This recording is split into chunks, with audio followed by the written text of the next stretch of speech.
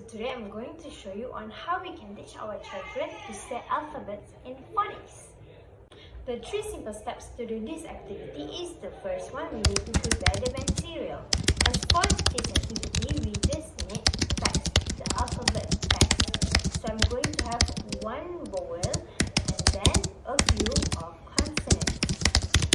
The second step is for us to vocalize the phonics in front of our face so that our children can look at the alphabet and then they can also look at our lips movement.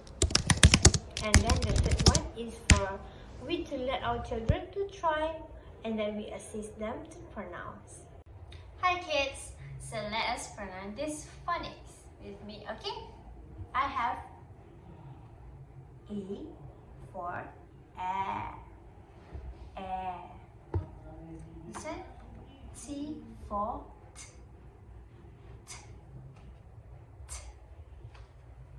Add.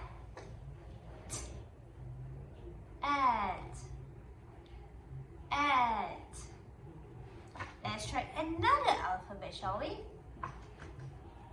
B for B. B.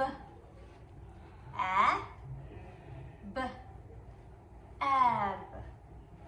Ab. And now we have D. D for D. D. A. D. Add. Add.